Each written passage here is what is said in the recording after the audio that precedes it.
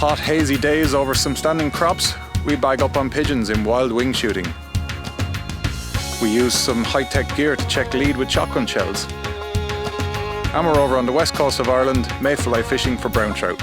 Welcome to Fieldsports Ireland.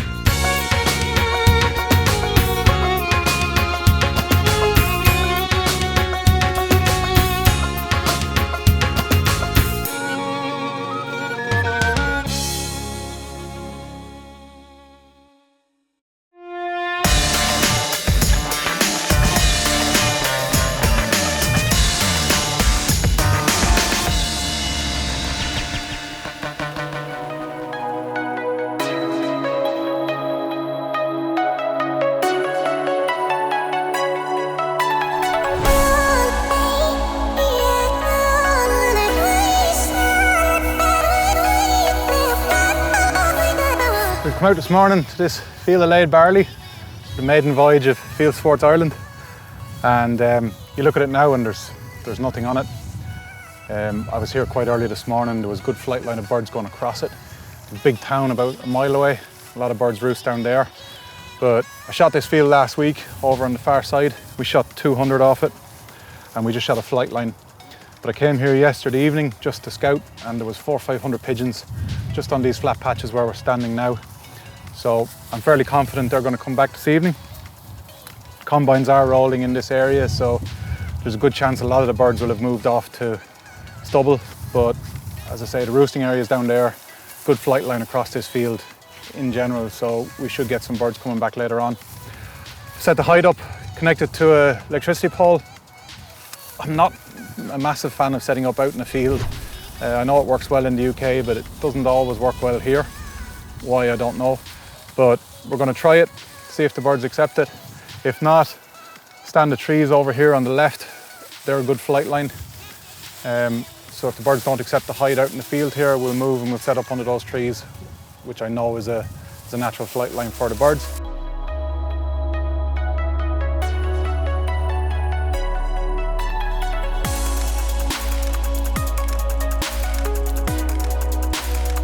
Enforcer flying decoy. Plastic body and foam wings. And with a bit of breeze like this, they have a beautiful action on them. Basically just to mimic a pigeon flying into the pattern of decoys. Traditionally we've always used just floaters with a dead pigeon on it. But these are, the way they're balanced with the flex in the pole and then the weight of the body with the foam wings just catches the wind beautifully and just gives a nice bit of movement. Good colours on them as well. They're good size. I've used them half a dozen times now and they seem to work really well. So I've got a couple of different shells to try today. I've got the Clear Pigeon 32g 6 in fibre wad. The quality of these is exceptional, and just the way I've set up today, because the decoys are a little bit further from the hide than I'd like them to be, just due to the fact that that's where the pigeons are feeding. I've got some of the Game Boar Pigeon Extreme 34g 5 in a fibre, and these had the diamond shot, so I've got a bag of these with me today just in case the birds aren't coming quite into range of the 32g 6s. Now all we need is some birds. When barley gets this ripe, pigeons struggle to digest it quickly, so they'll usually only feed twice a day, once in the morning and once in the evening. When it's greener and milkier, then they can digest it much quicker. So they'll hang around the field all day, feed 3 or 4 times, maybe 5 times a day. As I say, when it's gone this ripe, they'll only feed twice a day. So you'll get a good hit of pigeons in the morning. They'll go away to roost for a few hours and then they'll start coming back after lunch. So hopefully, it's 1:45 now, hopefully by sort of 1:30, I'd expect the flight line to start working again and we should have pigeons crossing this field and wanting to get in on these patches.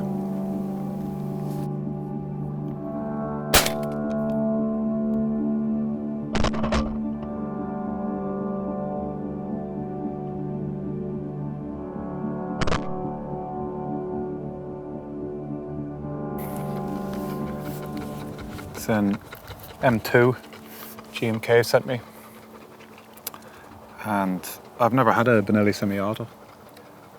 I had a couple of other brands years ago and they were just hard to clean, difficult to look after. Some of them are unreliable, but Benelli's inertia system is renowned for its reliability and so easy to clean. There's no gas ports in here, so even after thousands of shells, there's no dirt or grime or anything gets in around the mechanism.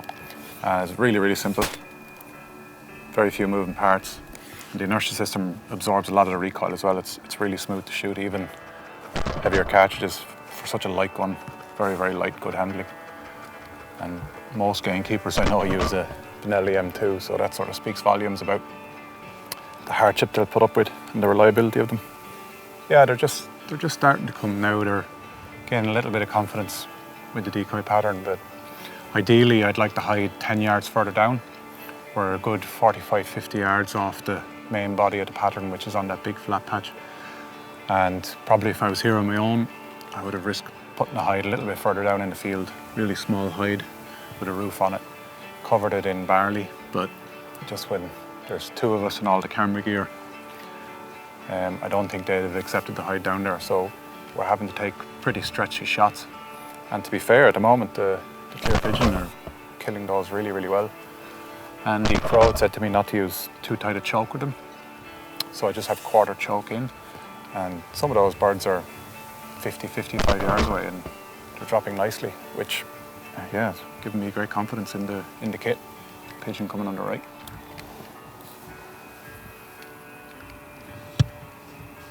Kind of restricted here with just using the flat patches that the pigeons have been feeding on. Really, I've just sort of made use of the patches that are in range, and was expecting most of the pigeons to be coming from this side, so I've put the decoys sort of to the side of the flat patches where they're going to be easier for them to see them coming from that way. I haven't tucked them in under the standing corn, but when I was here yesterday, there was 200-300 pigeons jammed into these couple of patches, so they're well used to dropping in onto them with a lot of birds in them. You can more or less have them set up in general facing into the wind, because pigeons like to land into the wind. That's why we're seeing these ones coming across in front, swinging up and wanting to drop in with the wind in their face. Same the ones that are swinging around behind us, wanting to drop in. We haven't had very many come straight through here and want to get in. They don't like to land with the wind in their tails, which makes me confident for this evening's flight line. If they're coming back from a different feed area to these roost woods, they should be coming across here, see the decoys and just drop in nicely. That's the theory. Lots of birds moving now.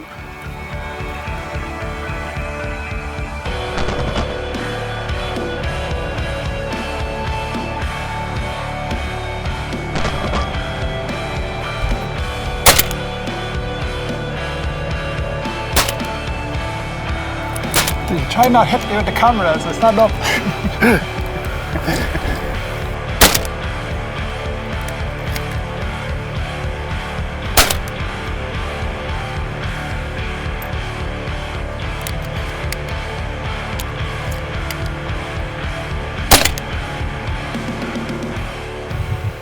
It's taken them a couple of hours, but flight lines are opening up everywhere now. Those birds there you can see going past, they've just come off the roost and they're heading for their evening feed.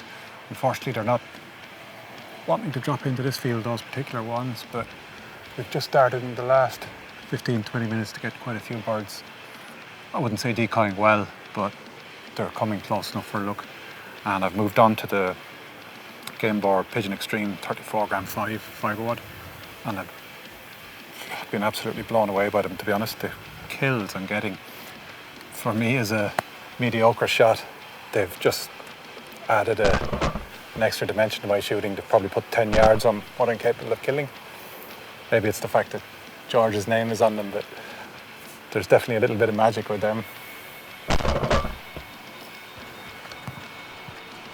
You'll see from the shot cam footage that we'll put with this film, the lead on some of these birds, or the lead as I see it, is quite significant.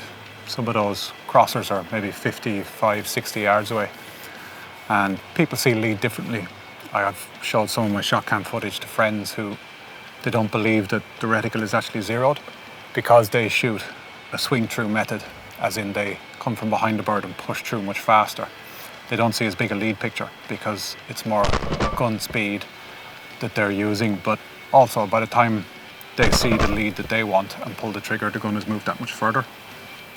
I use a mixture of pull away and maintained lead, so it's very easy to see exactly the lead I've put on a shot. Most crossing birds I'll use maintained lead. A straight driven bird I'll use pull through, because I'm left eye dominant, so I have to close my left eye when I'm shooting.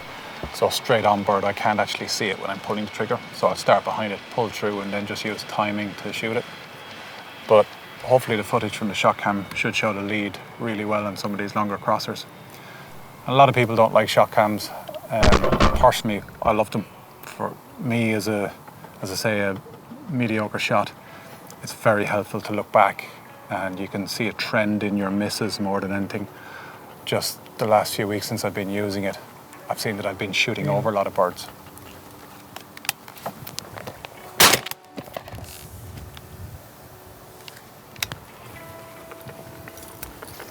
Behind that one, I could see that I'd been shooting over a lot of birds. Not by much, but just getting used to a new gun. I was obviously just not shouldering it correctly and not coming through the bird on the right line. And it was quite easy to correct then, because everybody always thinks that they're either in front or behind the bird, but it's just as easy to be above or below on a crosser and out to one side of a straight on bird or a going away bird. And I definitely think that more birds are missed offline than with the wrong lead.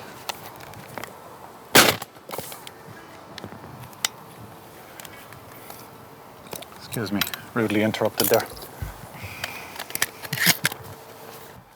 Brilliant selection of shots coming now. Having everything from, see these like really, really high. One's diving in on the decoys. Birds quartering away, coming from behind it. I've seen the hide. It's just everything you'd hope it could be. Every style of shot. That was an 80-yarder. These are absolutely awesome. For a 5-er wad, the kills 70, 75 yarder, I'd say, and it quartering away, difficult shot, and it's come down, hit pretty hard through quarter choke. They're just an awesome catch. I'm really, really impressed with them. Pretty happy with the combination of kit, to be honest. Just probably shooting as well as I've ever shot.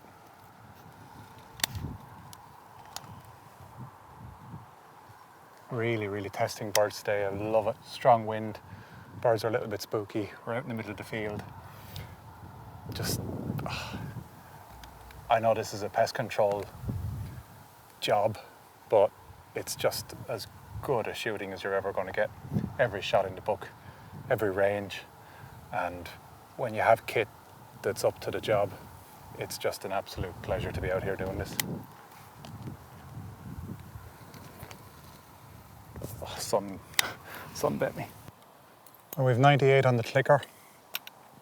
It's been an absolutely fantastic day. I'm going to shoot the 100 and then we're going to stop. I think you could shoot here for another 2-3 hours. You could easily shoot 150, but I want to pick up as many of these birds as I can. It's really warm today. It's 25, 26 degrees. We've done quite a bit of picking up as we've gone, but I've probably 40 or 50 birds to try and pick, and only one dog with me, so I'm going to spend a couple of hours, pick a few, let him have a break, let him have a drink, and then pick a few more. But I don't want to shoot too many more because it's just not fair on the dog. It's going to be too hot, too hard to work. But yeah, 100, it's going to be a serious red letter day.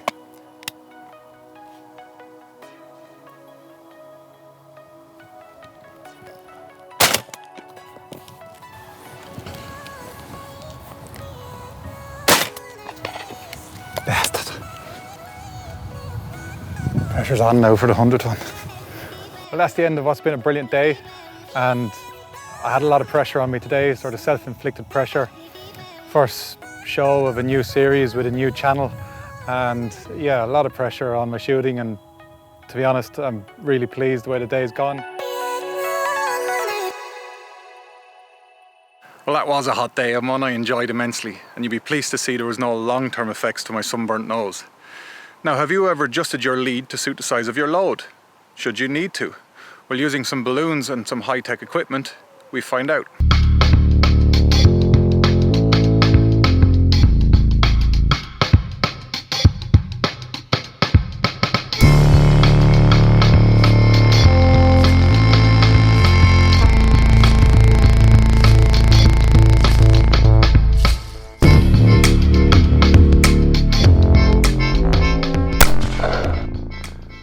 were just chatting the other day when we were out about lead and different concepts of lead and the way people see it.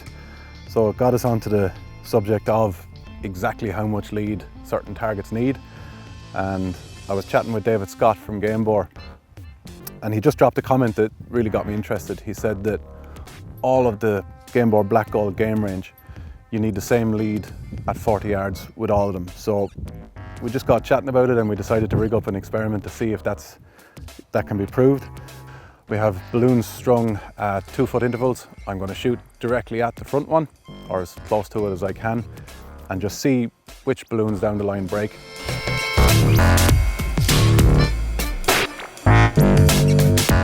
.28 gram 6 fibre wad.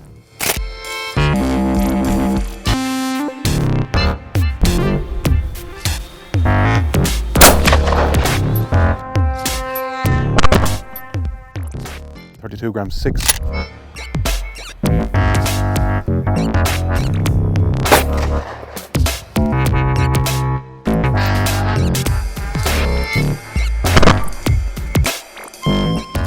.35 gram 5.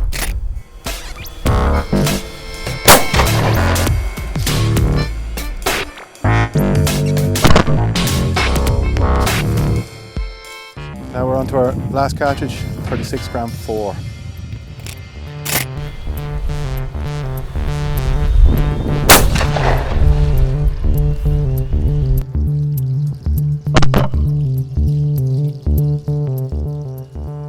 Well, that worked quite well.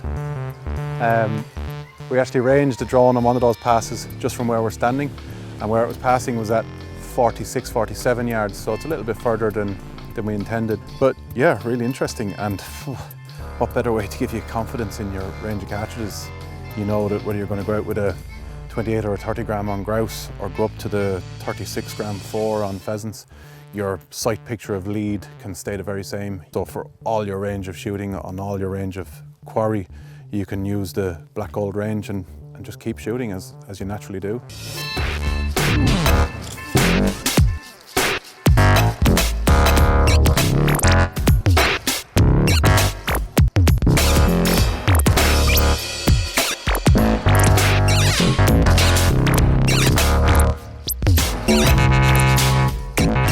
So here we can see the actual length of the balloon stream we were using. The thing with lead, at the distance you're usually shooting, it's very difficult to give an exact measurement, and everybody sees it differently. But you can see here, it was the balloon at 6 feet and at 8 feet. Every one of those cartridges broke, and I was pushing a little bit in front of the lead balloon. So we're probably talking between sort of 7 and 9 feet lead at that range and at that speed. But yeah, really interesting experiment from my point of view, and definitely proved Gamebore's claim, and hopefully it was enjoyable to watch. Interesting stuff there, I'm sure you'll agree. And thank you very much to Daniel for trusting me to shoot straight at his drone. Now we're over to the west coast of Ireland for something a little more romantic.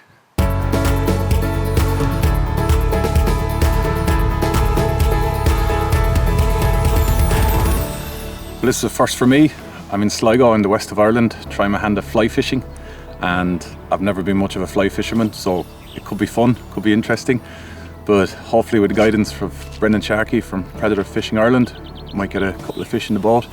And I'm here to fish the mayfly hatch, which is world famous in Ireland, and I've always heard about it but never got the opportunity to come and do it.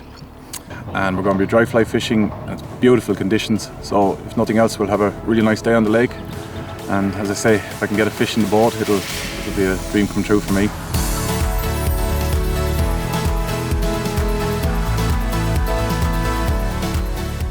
The fly is up, a phrase that creates panic among Irish anglers. Fishermen from all over the country are leaving their jobs and responsibilities behind, heading to the west to go dapping. But when the weather's like today, it's mostly a dry fly game. The mayfly is a large winged fly that provides entertainment and joy to both man and fish alike. Big brownies often rise up from the depths to gorge on these graceful dancing insects. But where do they come from? We've just dropped onto one of the islands here to see the mayflies doing their sort of mating dance. And when they're dancing around on the top of the trees, they mate. And then they rest on these leaves and the sun dries them out. They become sort of darken in colour. Then they go out onto the lake to lay their eggs and die. And that's when the trout apparently really go for them, when they're spent. That's when you see them mopping, feeding around in circles and things. Good action, it's good to watch. Best part of mayfly fishing. So you come here and you catch the spent ones and then use them as bait? No, you use artificial as spent. The only one you use the green fly for dapping. Right, okay. Because they sit up like that on the water and you put the hook through the brown part. Yeah. 2 of them. And then when they're going out and they die, they lie flat, their wings flat on the water. Okay. You use artificial flies to mimic them. That's when you get the nice trout. Fish will be at one or the other, like you can't go out now and fish spent because there's no spent flies on the lake. You could, like, but you might be lucky to get a fish. Okay. But when the spent goes out and lands on the water, later on in the evening it goes calm, then you'll see them all feed like crazy. Okay. And then you'll be wasting your time with a green fly. They'll So it only is- take the spent fly. It's quite difficult just to hit it right, like you could be wasting your time if the weather and the conditions and everything aren't just spot Just on. conditions, you'll know it. When they start to emerge like today, we've seen them today, Yeah. on the green fly then, because they're only coming up and the trout will be feeding on them. And it normally takes a spent a day or two before the trout goes on them properly. Okay. And then you get good calm weather like this evening, they go out, die, you'll see the trout mopping them up then. Because it's easy prey for them, they don't move. So a nice warm still evening like this, in the next couple of hours we should get good results on the Yeah. spent. Definitely. It's exciting to see the life cycle of them and learn a bit more about when the trout go for them and at what stages they feed on different types of flies. But yeah, it's really interesting insect and great to see them doing their dance in the trees here. Pretty sweet little insect. Underwater butterfly. Now it's a waiting game. But while the mayfly are doing their courtship, I think it's only right that at least one of us should be taken for a romantic dinner. So Brendan and I picked a restaurant with the best view in town to enjoy a bankside venison lunch. Hard work this fishing, lark.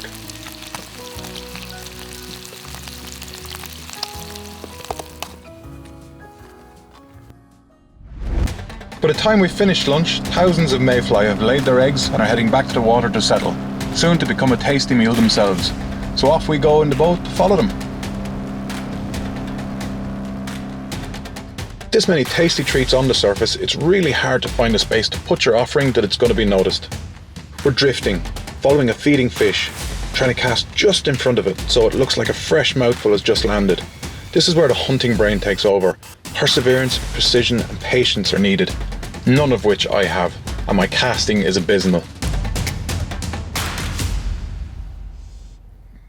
And it pays off.